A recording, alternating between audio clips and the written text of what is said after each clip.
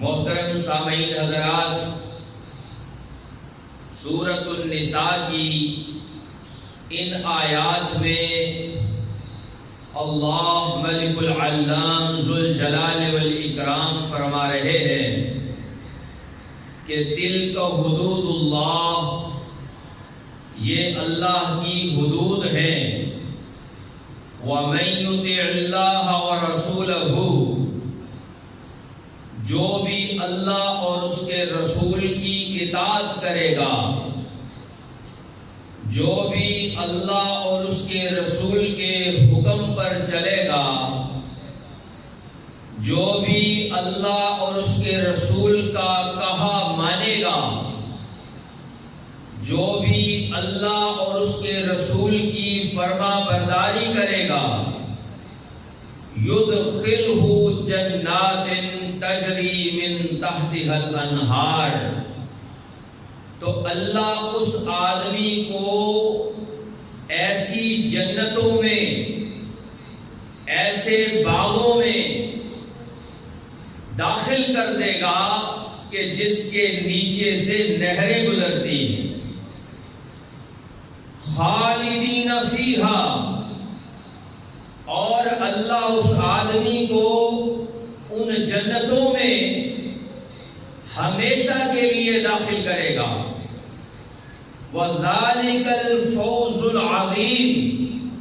اور یہی سب سے بڑی کامیابی ہے، یہی فوز عظیم ہے، یہی انسان کا فلاح پانا ہے، یہی انسان کی کامیابی ہے، یہی انسان کا مقصد حیات ہے، یہی اس کا ٹارگٹ ہے۔ اور اگلی آیت میں اللہ نے کہا وَمَن يَعْصِ اللَّهَ وَرَسُولَهُ، اور جس نے اللہ اور اس کے رسول کی نافرمانی کی،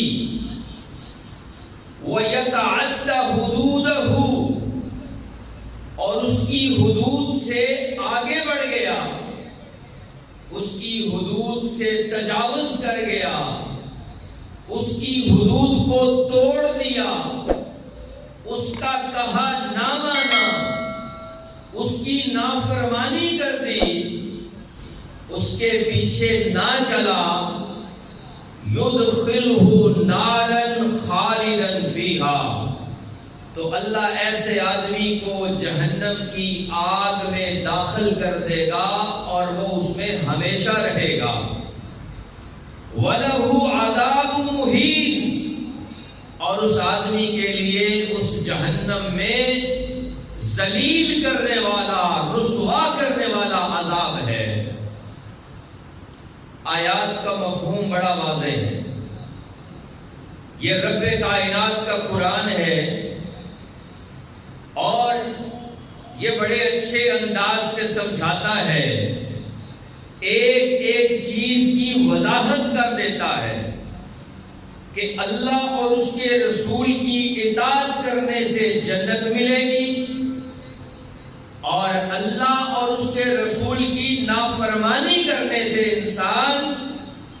جہنم کا بالن بن جائے گا۔ اب میں نے اور آپ نے خود سے فیصلہ کرنا ہے کہ ہم نے کس جگہ جانا ہے، ہمارا ٹھکانہ کون سی چیز ہونی چاہیے۔ اور ظاہری بات ہے کہ ہر عقل والا یہی سوچے گا اور اسی نتیجے پہ آئے گا، یہی فیصلہ کرے گا کہ جنت میں جانا چاہیے اور جہنم سے اپنے آپ کو بچانا چاہیے۔ تو پھر اس کے لیے ہمیں مزید کیا کرنا ہے، اور کون کون سے کام ہیں جو اللہ کی فرما برداری والے، اس کے نبی کی اطاعت والے ہیں، اور کن کاموں سے ہمیں بچنا اور رکنا ہے جو اللہ کی نافرمانی والے اور اس کے نبی کی نافرمانی والے ہیں۔ تو رب کائنات نے قرآن مجید میں ایک دوسری جگہ پہ ہمیں اس رستے پر چلنے کا حکم دیا، اور ہمیں ایک رستہ بتایا بتا دیا اور کچھ لوگوں کا ہمیں پتہ بتا دیا کہ لوگ ان لوگوں کو سامنے رکھو، جس طرح سے یہ کرتے رہے ہیں اسی طرح سے تم بھی کرنا، تو انشاءاللہ تم بھی نجات پا جاؤ گے۔ مثال کے طور پہ ایمان کی جہاں پہ بات ہوئی کہ ایمان کیسے لانا ہے، اللہ پر یقین کیسا پختہ یقین ہونا چاہیے، اللہ پر اعتماد اور ایمان کی کیفیت کیسی ہونی چاہیے، تو رب کائنات نے قرآن میں فرمایا کہ فَإِنْ آمَنُوا بِمِثْلِ مَا آمَنْتُمْ بِهِ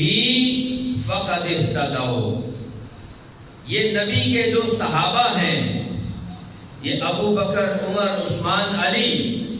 یہ طلحہ، زبیر، یہ عبد الرحمن ابن عوف، یہ سعد، سعید رضوان اللہ علیہم اجمعین،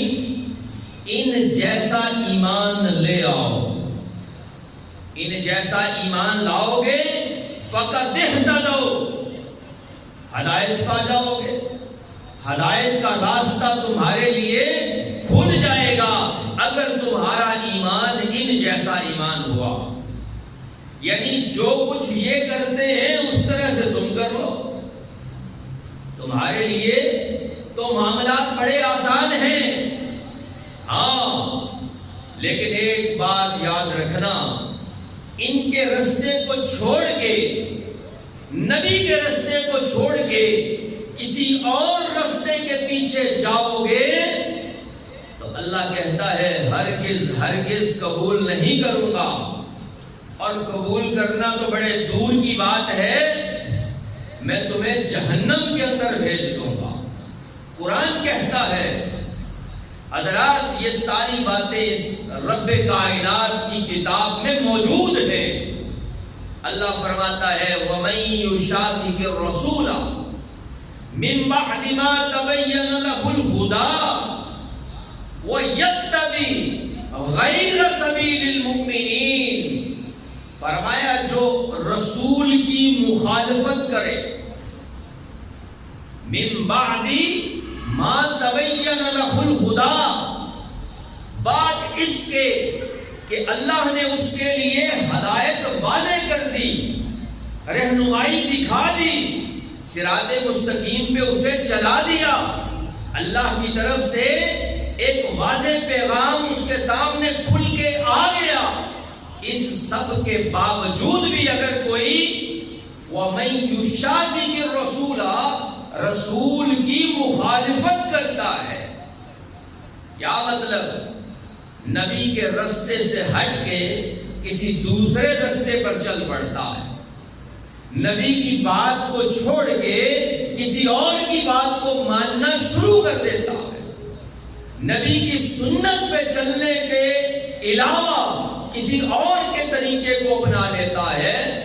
وَيَتَّبِعْ غَيْرَ سَبِيلِ الْمُؤْمِنِينَ، جو مومنوں کا رستہ نہیں، چاہے جس مرضی کا ہو لیکن مومنوں کا رستہ نہیں، تو اللہ تعالیٰ کیا فرماتے ہیں؟ نُوَلِّهِ مَا تَوَلَّى، جا پھر جدھر جاتا ہے ہم نے تجھے ادھر ہی پھیر دیا، وَنُصْلِهِ جَهَنَّمَ، اور ہم تجھے جہنم کے اندر ڈالیں گے، ساعت مسیرہ، بڑا برا ٹھکانہ ہے جہنم۔ تو بڑی آسان الفاظ میں یہ باتیں ہمیں سمجھ آ رہی ہے کہ اس دنیا میں رہتے ہوئے اللہ اور اس کے رسول کی نافرمانی نہیں کرنی، اللہ اور اس کے رسول کے طریقے کو نہیں چھوڑنا، اللہ اور اس کے رسول کی مخالفت نہیں کرنی، صرف اللہ اور اس کے رسول کی اطاعت کرنی ہے، فرما برداری کرنی ہے، ان کے نقش قدم پر چلنا ہے۔ اور محبت رسول بھی یہی ہے، قُلْ إِن كُنتُمْ تُحِبُّونَ اللَّهَ فَاتَّبِعُونِي يُحْبِبْكُمُ اللَّهُ، اللہ کی محبت اور اس کے رسول کی محبت اسی ایک بات میں موجود ہے، اور وہ بات ہے پیارے نبی علیہ السلام کی اتباع کی، نبی علیہ السلام کی اطاعت کی، نبی علیہ السلام کے رستے کی، اس صراط مستقیم کی۔ اور کوئی رستہ بھی تمہیں جنت میں نہیں لے کے جا سکتا۔ اللہ کی محبت کا دعوے دار تو بنا سکتا ہے، حقدار نہیں بنا سکتا۔ دعوے تو کیے جاتے ہیں نا جی، عشق رسول کے، محب رسول کے، اللہ کے نبی کے لیے جان قربان کرنے کے۔ دعووں سے کچھ نہیں ہے، حقیقت پہ آئیے، اللہ کس سے محبت کرتا ہے اور اللہ کا رسول کسے پسند کرتا ہے، اس چیز کے اوپر اگر آیا جائے تو اللہ اور اس کا رسول صرف اس آدمی سے محبت کرتا ہے جو آدمی اللہ اور اس کے رسول کی فرما برداری کرتا ہے۔ نافرمانی کرنے والے سے کیسے محبت کی جائے؟ جو اللہ کے نبی کے رستے کو ہی چھوڑ جائے، جو حضور علیہ السلام کی سنت سے ہی پیچھے ہٹ جائے، اللہ کہتا ہے نولیہ ما تولا، جدھر پھرتا ہے ہم ادھر ہی پھیر دیں گے، ونصلہ جہنم، اور تجھے جہنم میں ڈال دیں گے، اور وہ برا ٹھکانہ ہے۔ مزید دیکھیے اللہ نے اور حکم دیا، یا ایھا الذین آمنوا، اے ایمان والو، اطیعوا اللہ واطیعوا الرسول، اللہ کی اطاعت کرو اور اس کے رسول کی اطاعت کرو، وَأُولِي الْأَمْرِ مِنْكُمْ، اور جو صاحب امر ہیں، جو تمہارا خلیفہ ہے، جو امیر المؤمنین ہے، اس کا حکم مانو۔ لیکن یاد رکھیے اللہ اور اس کے رسول کی اطاعت واجب ہے، اس کے بعد سب کی اطاعت اللہ اور اس کے رسول کے حکم کے مطابق واجب ہے۔ اگر کوئی فرمان نبوی کے خلاف حکم دیتا ہے، اگر کوئی رب کے حکم کے خلاف حکم دیتا ہے، اس کے حکم کو تسلیم نہیں کیا جائے گا، چاہے وہ امیر المومنین کیوں نہ ہو، چاہے وہ مسلمانوں کا خلیفہ کیوں نہ ہو۔ فرمایا فَإِن تَنَازَعْتُمْ فِي شَيْءٍ، اگر کسی چیز میں جھگڑا ہو جائے، تنازع ہو جائے، اختلاف ہو جائے، رائے متفق نہ ہو، فَرُدُّوهُ إِلَى اللَّهِ وَالرَّسُولِ، تو آ جاؤ دوبارہ اس مسئلے کو لے کر، اس قضیے کو لے کر، اس تنازع کو لے کر، اس اختلاف کو لے کر، اس جھگڑے کو لے کر اللہ اور اس کے رسول کی عدالت کے اندر۔ اس عدالت سے جو فیصلہ ہوگا اسے تسلیم کر لینا۔ فرمایا فَإِن تَنَازَعْتُمْ فِي شَيْءٍ فَرُدُّوهُ إِلَى اللَّهِ وَالرَّسُولِ إِن كُنتُمْ تُؤْمِنُونَ بِاللَّهِ وَالْيَوْمِ الْآخِرِ ذَلِكَ خَيْرٌ وَأَحْسَنُ تَأْوِيلًا، اگر تم اللہ اور آخرت پر ایمان رکھنے والے ہو، یہی بہترین طریقہ ہے، یہی بہترین تفسیر ہے، تعویل ہے، وضاحت ہے، تفسیر ہے۔ مسلمانوں میں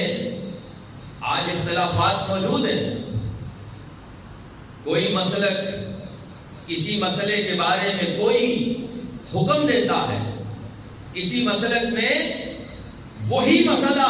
کسی اور طرح سے بیان کیا جا رہا ہے، ائمہ کرام کی نظر سے اس کو سمجھ کے بیان کیا جا رہا ہے۔ اس آیت میں اللہ نے وضاحت فرما دی ہے، اگر اختلاف ہو، اگر کوئی جھگڑا ہو، اللہ اور اس کے رسول کی عدالت میں لے آؤ، وہاں سے فیصلہ جو آ جائے اس کو منوعاً دونوں فریق تسلیم کر لیں، دل سے لگا لیں اور عمل شروع کر دیں، اختلاف ختم۔ بھائی معاملہ یہ ہے کہ یہاں ذاتی تعصب کی تو بات ہی نہیں ہے،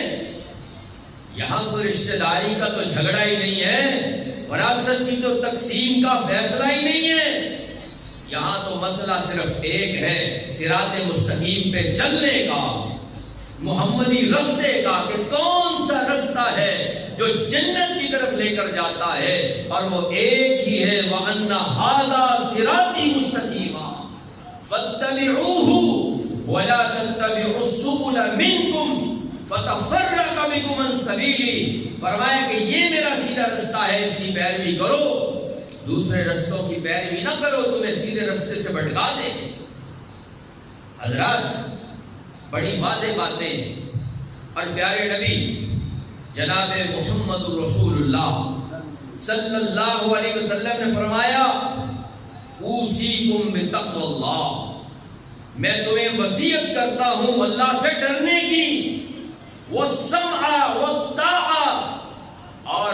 بات کو سننے کی اور اطاعت اور فرما برداری کرنے کی، وَإِن كَانَ عَبْدًا حَبَشِيًّا، فرمایا اگر تم پہ ایک حبشی غلام کو بھی خلیفہ بنا دیا جائے تو اللہ اور اس کے رسول کے حکم کے تابع رہتے ہوئے اس کے حکم کو ماننا تم پہ لازم ہے۔ اسلام میں خلیفہ کی بغاوت جائز نہیں۔ اور فرمایا فَإِنَّهُ مَن يَعِشْ مِنكُمْ فَسَيَرَىٰ اخْتِلَافًا كَثِيرًا، حضور صحابہ سے مخاطب ہے، آپ نے فرمایا تم دیکھو گے میرے بعد جو کوئی زندہ رہتا ہے وہ بہت سارے اختلاف دیکھے گا، فَسَيَرَىٰ اخْتِلَافًا كَثِيرًا، اختلاف پیدا ہوں گے، لیکن تمہارے لیے کیا ہے، فَعَلَيْكُمْ بِسُنَّتِي، لیکن تم پہ لازم ہے میرے طریقے پہ چلنا، وَسُنَّتِ الْخُلَفَاءِ الرَّاشِدِينَ، اور میرے خلفائے راشدین کے طریقے پہ چلنا، ابو بکر کے طریقے پہ، عمر کے طریقے پہ، عثمان اور علی رضوان اللہ علیہم اجمعین کے طریقے پہ چلنا ہے تم نے۔ اگر تمہیں کوئی اختلاف نظر آتا ہے تو، اور فرمایا کہ تمسکوا بها وعزوا علیہا بالنواجذ، اس کو مضبوطی سے پکڑنا، نواجذ کہتے ہیں یہ نوکیلے دان، مضبوطی سے پکڑ لینا، یعنی اس کو چھوڑنا نہیں ہے اختلاف میں۔ وَإِيَّاكُمْ وَمُحْدَثَاتِ الْأُمُورِ، اور سنو دین میں نئے کاموں سے بچنا ہے، بدعت سے محفوظ رہنا ہے۔ فَإِنَّ كُلُّ مُحْدَثَةٍ بِدْعَةٍ، دین میں ہر نیا کام بدعت ہے، وَكُلُّ بِدْعَةٍ ضَلَالَةٍ، اور کوئی بدعت ایسی نہیں جو انسان کو سیدھے رستے کی طرف لے کر جائے، ہر بدعت ہی گمراہی کی طرف لے کے جاتے۔ دین واضح ہے روز روشن کی طرح، قرآن و سنت سے اللہ کی اطاعت کرو، اس کے رسول کی اطاعت کرو، اور اولی الامر کی اطاعت کرو، اور اگر کوئی جھگڑا ہو جائے تو اس کو اللہ اور اس کے رسول کی عدالت میں پیش کر دو، جو فیصلہ آ جائے اس پہ عمل کر لو۔ لیکن دین میں کوئی نیا کام جائز نہیں ہے، دین میں کوئی نیا کام کرنا کہ جس پہ اللہ اور اس کے رسول کی مہر نہ ہو، جس کام کو صحابہ کرام نے نہ کیا ہو، خلفائے راشدین نے نہ کیا ہو، وہ کام چاہے دنیا کی نظر میں کتنا ہی خوبصورت کیوں نہ ہو، اسے نہیں کرنا۔ حضرات سامعین، نبی کریم صلی اللہ علیہ وسلم رحمت للعالمین پیغمبر ہے، اللہ کے نبی علیہ الصلوۃ والسلام کی رحمت بہت وسیع ہے، اللہ کے نبی علیہ السلام، لیکن دین پر کاربند رہنے کے لیے آپ اندازہ کریں کتنے سخت الفاظ استعمال کرتے ہیں۔ ایک حدیث میں آپ نے فرمایا کل قیامت کا دن ہوگا، میں حوض کوثر پر موجود ہوں گا، اور میں اپنے امتیوں کو پہچان پہچان کے میں اپنے ہاتھ سے انہیں حوض کوثر پلاؤں گا، اور جس کو میں حوض کوثر پلا دوں گا اس کو دوبارہ پیاس نہیں لگے گی۔ فرمایا لیکن ایک گروہ آگے بڑھنے کی کوشش کرے گا، فرشتے میرے اور ان کے درمیان ایک آڑ کھڑی کر دیں گے، ایک دیوار کھڑی کر دیں گے، انہیں مجھ تک پہنچنے نہیں دیا جائے گا۔ تو میں فرشتوں سے کہوں گا کہ یہ بھی تو میرے امتی ہے، انہیں بھی آگے بڑھ کر پانی پینے دو، تو فرشتے کہیں گے اللہ کے نبی آپ نہیں جانتے کہ آپ کے اس دنیا سے چلے جانے کے بعد ان لوگوں نے دین میں نئے نئے کام ایجاد کر دیے تھے، بدعات کا رواج پیدا کر دیا تھا، یہ بھی دین ہے، یہ بھی دین ہے، یہ بھی دین۔ تو رحمت للعالمین پیغمبر پتہ کیا کہیں گے؟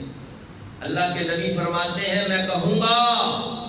سحقن سحقن لمن غیر بعدی، انہیں دور کر دو، دور کر دو جنہوں نے میرے بعد میرے دین کو تبدیل کرنے کی کوشش کی۔ سنت پہ چلنا کتنا ضروری ہے، سنت پہ کاربند رہنا، تمسکوا بها وعزوا علیہا بالنواجذ، سنت کو چھوڑنا اور کبھی کبھی نرمی دکھانا کہ چلو کوئی گل نہیں ٹھیک ہے، نہیں میرے بھائی، اللہ کے نبی علیہ السلام کے طریقے کے خلاف عمل کرنا سنت کے خلاف ہے۔ ایسی بدعت کا جواز قطعاً بھی نہیں، چاہے کرنے والی بہت بڑی جماعت کیوں نہ ہو، چاہے آدھی مسلم دنیا اس کی قائل کیوں نہ ہو، اگر میرے اور آپ کے پیارے نبی صلی اللہ علیہ وسلم کے طریقے سے ثابت نہیں، اللہ کے نبی کی سنت سے ثابت نہیں، تو عمل درست نہیں ہے۔ قیامت کے دن ڈر نہیں لگتا کہ اللہ کے نبی کہے سحقن سحقن لمن غیر بعدی، اور انہیں دور کر دو، دور کر دو جنہوں نے میرے دین کو بدلا۔ کیا اللہ کے نبی نے ساری عبادتیں نہیں بتائی؟ کیا اللہ کے نبی نے اعمال بتانے میں معاذ اللہ کمی کی ہے؟ نبی علیہ السلام فرماتے ہیں کہ میں نے کوئی ایسا عمل نہیں چھوڑا، ما ترکت شیئا یقربکم الی اللہ، کہ میں نے تمہیں بتانا چھوڑ دیا ہو جو تمہیں اللہ کے قریب کرتا ہو، میں نے کوئی عمل نہیں چھوڑا، ہر عمل میں نے تمہیں بتایا ہے جو تمہیں تمہارے رب کے قریب کرتا ہے۔ اور فرمایا الا امرتکم بہ وما ترکت شیئا یقربکم الی النار ویبعدکم عن اللہ الا ونہیتکم عنہا، اور وہ عمل جو تمہیں اللہ سے دور کرتا تھا اور جہنم کی طرف لے کے جاتا تھا، میں نے تمہیں اس سے روک دیا ہے، منع کر دیا ہے۔ کوئی عمل ایسا کہ جو جنت کے قریب کرنے والا ہو، دوزخ سے دور کرنے والا ہو، اللہ کے نبی نے وہ بھی بتا دیا، اور کوئی عمل ایسا جو اللہ سے دور کرتا ہو، جہنم کے قریب کرتا ہو، اللہ کے نبی نے اس سے بھی امت کو روک دیا۔ دین مکمل۔ اللہ فرماتا ہے الیوم اکملت لکم دینکم، آج میں نے تمہارا دین تمہارے لیے مکمل کر دیا، واتممت علیکم نعمتی، اپنی نعمت کو تم پہ تمام کر دیا، ورضیت لکم الاسلام دینا، اور اسلام کو تمہارے لیے میں نے بطور دین پسند کیا ہے۔ نبی نے کوئی اعمال کام بتائے ہیں جو تم بدعتوں کی طرف جاتے ہو؟ حضرت حذیفہ رضی اللہ تعالیٰ عنہ بیان فرماتے ہیں کل عبادت لم يتعبدها اصحاب رسول اللہ صلی اللہ علیہ وسلم فلا تعبدوها، ہر وہ کام، ہر وہ عبادت جو پیارے نبی کے صحابہ نے نہیں کی، تم بھی نہ کرو۔ تم نبی کے صحابہ سے آگے ہو، تم کوئی اللہ کے نبی سے زیادہ بڑے محب رسول ہو، تم اللہ کے نبی کے صحابہ سے زیادہ بڑے عاشق رسول ہو۔ لہذا صحابہ کرام اللہ کے نبی علیہ السلام کی سنتوں پہ مرنے مٹنے والے تھے، بدعات سے نفرت کیا کرتے تھے، کیونکہ اللہ کے نبی نے فرمایا من احدث فی امرنا ھذا ما لیس منہ فہو رد، جس نے ہمارے اس دین میں کوئی نیا کام کیا جو اس میں نہیں تھا وہ مردود ہے، وہ قابل قبول ہی نہیں۔ وہ اچھا کیسے ہو سکتا ہے؟ حضرات، پیارے نبی علیہ السلام والسلام سے زیادہ بڑھ کر متقی، حضور علیہ السلام والسلام سے بڑھ کر پرہیزگار، اللہ کے نبی علیہ السلام سے زیادہ بڑھ کر عبادت گزار ہمارا ایمان ہے کہ اس دنیا کائنات میں نہیں۔ اللہ کے نبی علیہ السلام والسلام سے آگے بڑھنے کی لہذا کوئی ضرورت نہیں ہے۔ یہ اجازت تو اللہ کے نبی نے صحابہ کو نہیں دی۔ مشہور واقعہ ہے، آپ صلی اللہ علیہ وسلم کے چند صحابہ حضور علیہ السلام والسلام کی ازواج مطہرات کے پاس آئے اور آپ صلی اللہ علیہ وسلم کی عبادت کے متعلق سوال کرنے لگے کہ حضور عبادت کیسے کیا کرتے تھے۔ تو امہات المؤمنین نے آپ علیہ السلام کی عبادت کے واقعات بیان کیے کہ اللہ کے نبی ایسے ایسے عبادت کرتے تھے۔ ان تینوں نے دعویٰ کیا، ایک آدمی نے دعویٰ کیا کہ ہم بھی اللہ کے نبی کی طرح عبادت کریں گے، اور اس نے دعویٰ یہ کر دیا کہ میں تو ساری رات سویا ہی نہیں کروں گا، ہر روز رات کو عبادت کیا کروں گا، کبھی رات بھر سوؤں گا ہی نہیں۔ دوسرے نے دعویٰ کیا کہ میں ہر روز روزہ رکھوں گا، کسی دن بھی روزہ نہیں چھوڑوں گا۔ تیسرے نے کہا کہ میں شادیاں نہیں کروں گا کیونکہ شادی بھی عبادت کی راہ میں رکاوٹ ہے، میں شادی ہی ساری زندگی نہیں کروں۔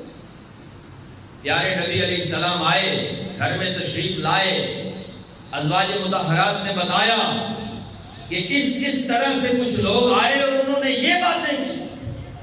اللہ کے نبی علیہ السلام نے تمام صحابہ کو جمع کیا، انہیں خطبہ دیا اور بڑی سختی سے کہا کہ تم لوگوں کو کیا ہو گیا ہے کہ تم ایسے ایسے الفاظ کہتے ہو، میں اللہ کا نبی ہوں، میں اللہ کا رسول ہوں، میں رات کو عبادت بھی کرتا ہوں، میں رات کو آرام بھی کرتا ہوں، میں اللہ کا نبی ہوں، میں اللہ کا بھیجا ہوا رسول ہوں، میں نفلی روزے رکھتا بھی ہوں، میں نفلی روزے چھوڑتا بھی ہوں، میں اللہ کا نبی اور رسول ہوں، میں نے شادیاں بھی کی ہے، یہ بھی عبادت کی راہ میں رکاوٹ نہیں بنتی۔ کسی صحابی کو بھی یہ اجازت نہیں کہ وہ اللہ کے نبی کی عبادت سے آگے بڑھ جائے، وہ سنت رسول کو تجاوز کر جائے۔ اور آج کا امتی کیا کہتا ہے؟ جی کیا ہو گیا، کون سی برائی ہے، اگر یہ بھی کر لیا جائے، یہ بھی کر لیا جائے۔ امام مالک رحمہ اللہ نے پتہ کیا فرمایا ہے کہ بدعتی شخص زبان حال سے معاذ اللہ یہ کہتا ہے کہ معاذ اللہ کفر نقل کفر نہ باشد، کہ وہ یہ بات کہتا ہے معاذ اللہ کہ نبی صلی اللہ علیہ وسلم نے خیانت کی ہے۔ بدعتی شخص یہ کہہ رہا ہے کہ اللہ کے نبی نے تو یہ بات تمہیں نہیں بتائی، لیکن میں بتاتا ہوں، میں تمہیں دین سمجھاتا ہوں، اور لوگوں ڈر جاؤ، رک جاؤ بدعات کے رواج سے، ایسے عمل سے جو میرے اور آپ کے پیارے نبی صلی اللہ علیہ وسلم نے نہیں کیا ہے۔ واضح طور پہ حدیث ہیں، واضح طور پہ آپ کے فرامین ہیں، اور آج محبت رسول میں آپ جانتے ہیں کہ اس ماہ مبارک کے اندر آپ صلی اللہ علیہ وسلم کی محبت کے اندر آپ علیہ الصلوۃ والسلام کی ولادت کو شان و شوکت سے منایا جاتا ہے، اور خصوصاً جشن منائے جاتے ہیں۔ تو حضرات، ان احادیث کی روشنی میں جو میں نے آپ کے سامنے بیان کی، اور ان قرآن پاک کی آیات کی روشنی میں جو میں نے اس رب کے قرآن سے آپ کے سامنے پڑھی ہے، اور دوسری طرف خلفائے راشدین کے عمل سے اس کا ثبوت نہیں ملتا، اور جس چیز کا ثبوت نہیں ملتا ہے اس کو کرنے کی ضرورت نہیں، اسے چھوڑنے کی ضرورت ہے۔ بجائے اس کے کہ جو لوگ سنت پہ کاربند رہتے ہوئے ایسا عمل نہ کرے، انہیں طعن و تشنیع کیا جائے، ان پہ طنز کے تیر چلائے جائے، ہمیں ضرورت ہے کہ ہم سنت کو اپنائیں، اس سنت کو جس سنت کو ابو بکر نے اپنایا، وہ طریقہ جو ہمارے نبی نے بتایا۔ اللہ کے نبی علیہ السلام کی زندگی کے واقعات کھلی کتاب کی طرح موجود ہیں۔ حضور نے مکہ المکرمہ میں 10 سال گزارے، 40 سالہ نبوت کے بعد ایک دن بھی اللہ کے نبی نے اپنے صحابہ کو حکم نہیں دیا اے میرے صحابہ میری ولادت کا دن ہے لہذا جوش و خروش سے منایا جائے۔ 13 سال اللہ کے نبی نے مدینہ میں گزارے ہیں، وہاں وہ انصار تھے کہ جنہوں نے اپنی آدھی زمینیں، آدھے گھر، جائیداد تک توڑ کے اللہ کے نبی کے صحابہ پہ قربان کر دی تھی۔ وہ انصار صحابہ 13 سال اللہ کے نبی مدینہ میں رہے، ایک دن بھی اس دن کو انہوں نے نہیں منایا۔ تاریخ بتائے گی، احادیث بتائے گی۔ پھر اللہ کے نبی اس دنیا سے رخصت ہو گئے تو نبی سے محبت کرنے والا صحابی ابو بکر خلیفہ بنتا ہے رضی اللہ تعالی عنہ، جو یار غار ہے۔ حضرات سوچئے، کیا میری اور آپ کی محبت ابو بکر سے بڑھ کے ہو سکتی ہے رسول اللہ سے؟ کبھی سوچا بھی نہیں جا سکتا۔ ابو بکر صدیق اب امیر المومنین ہے، مسلمانوں کو جو حکم دیتے ہیں مسلمان اس حکم پہ کٹ مرتے ہیں، چاہے وہ مرتدین کے خلاف ہو، منکرین زکات کے خلاف ہو، جھوٹے مدعیان نبوت کے خلاف ہو، لیکن وہی ابو بکر صدیق اللہ کے نبی کی ولادت کے دن کو نہیں مناتا۔ کیا کہو گے اس عمر کے بارے میں جس کی محبت کا عالم حضور سے یہ ہے کہ جب اللہ کے نبی اس دنیا سے گئے تو عمر کا دل ماننے کے لیے تیار نہیں کہ اللہ کے نبی اس دنیا سے رخصت ہو گئے۔ اس عمر کی خلافت کے اندر یہ دن 10 مرتبہ آتا ہے، لیکن ایک مرتبہ بھی عمر فاروق نے عید میلاد النبی نہیں منائی ہے۔ اس عثمان غنی کی بات کروں جس کو اللہ کے نبی نے اپنے جگر کے 2 ٹکڑے عنایت کیے، ذوالنورین کا لقب پانے والے عثمان رضی اللہ تعالیٰ عنہ 12 سال مسلمانوں کے حکمران رہے، ایک مرتبہ بھی اس دن کو نہیں منایا۔ حضرت علی رضی اللہ تعالیٰ عنہ کی حضور سے محبت کسی سے مخفی ہے؟ آپ فرماتے ہیں علی تم میرے لیے ایسے ہو جیسے موسیٰ کے لیے ہارون تھے، لیکن میرے بعد کوئی نبی نہیں آئے گا۔ علی رضی اللہ تعالیٰ عنہ 4 سال اور 6 مہینے خلیفہ رہتے، ایک مرتبہ بھی حضرت علی رضی اللہ عنہ نے عید میلاد النبی نہیں منائی۔ حضرت علی کے بیٹے حضرت حسن بھی خلیفہ رہے 6 ماہ، انہوں نے بھی اس دن کو نہیں منایا۔ امام ابو حنیفہ رحمہ اللہ فقہ کے بہت بڑے امام 150 ہجری کے اندر فوت ہوتے ہیں، انہوں نے بھی اس دن کو نہیں منایا۔ امام مالک 179 ہجری میں فوت ہونے والے، مدینہ سے محبت حضور کی وجہ سے ہے، امام مالک کے دل میں رچی اور بسی ہوئی ہے۔ ساری زندگی مدینہ سے اس لیے نہیں نکلے کہ کہیں موت نہ آ جائے، موت آئے تو نبی کے شہر میں آئے۔ نبی سے اتنی محبت کرنے والے امام مالک نے بھی اس دن کو نہیں منایا۔ امام شافعی، احمد بن حنبل، امام بخاری، امام مسلم، امام ابو داؤد، امام ترمذی، امام ابن ماجہ، یہ جتنے ائمہ کرام ہیں جن کا میں نام لے رہا ہوں، انہوں نے احادیث کی اتنی بڑی بڑی کتابیں لکھ کے امت پہ احسان عظیم کر دیا۔ مدارس میں چلے جائیں تو یہی کتابیں آج طلباء کو پڑھائی جاتی ہیں۔ ہم دعوے سے یہ بات کرتے ہیں کہ کوئی طالب علم اٹھ کے ہمیں یہ کہے کہ میں نے اللہ کے نبی صلی اللہ علیہ وسلم کی احادیث کی کتابوں میں یہ دیکھا ہے کہ اللہ کے نبی نے یا نبی کے صحابہ نے یا خلفائے راشدین نے اس دن کو منایا ہو تو مجھے اور آپ کو کیا حرج ہے، ہم بھی اس دن کو اسی طرح سے منائیں گے۔ لیکن میرے بھائیوں، جب یہ دن نبی نے نہیں منایا، خلفائے راشدین نے نہیں منایا، صحابہ کرام نے نہیں منایا، تو یہ دین میں نیا کام ہے۔ وَكُلُّ مُحْدَثَةٍ بِدْعَةٍ، اور دین میں ہر نیا کام بدعت ہوتا ہے۔ وَكُلُّ بِدْعَةٍ ضَلَالَةٍ، اور ہر بدعت گمراہی ہے۔ وَكُلُّ ضَلَالَةٍ فِي النَّارِ، اور ہر گمراہی انسان کو جہنم میں لے کے جاتی ہے۔ میرے بھائیوں،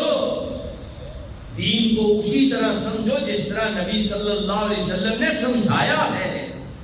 اللہ کے نبی سے محبت کرنے والے صحابہ کرام، ابو موسیٰ اشعری رضی اللہ تعالیٰ عنہ نے ایک دن دیکھا مسجد میں ایک نیا کام ہو رہا ہے، بھاگے ہوئے گئے عبداللہ بن مسعود کے پاس، صبح صبح اٹھایا انہیں، کہا دیکھا ہے میں نے آج مسجد میں ایک جدید کام ہوتے ہوئے۔ عبداللہ بن مسعود بھی آ گئے، دیکھا لوگ مسجد میں فجر کی نماز کے انتظار میں بیٹھے اور انہوں نے حلقے بنائے ہیں، دائرے بنائے ہیں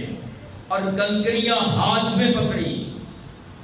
اور ایک آدمی 100 مرتبہ ان کنکریوں پہ اللہ اکبر پڑھتا ہے، پھر دوسروں کو دیتا ہے، وہ اللہ اکبر پڑھتے ہیں، پھر تیسرے کو دیتا ہے۔ عبداللہ بن مسعود رضی اللہ تعالی عنہ نے غصے کا اظہار کیا اور کہا وَيْحَكُمْ، اور تمہارے لیے ہلاکت ہو، ابھی تو نبی کے صحابہ بھی زندہ ہیں، ابھی تو نبی علیہ السلام کا لباس بھی تو سیدھا نہیں ہوا، ابھی تو پیارے نبی علیہ السلام کے استعمال کے برتن بھی نہیں ٹوٹے،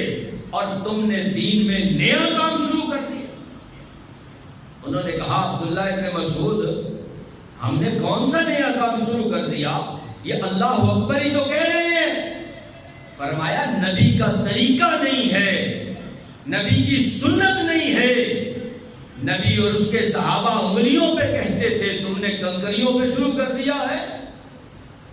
حضرات، صحابی رسول نے اس عمل کو بھی سنت کے خلاف قرار دیا،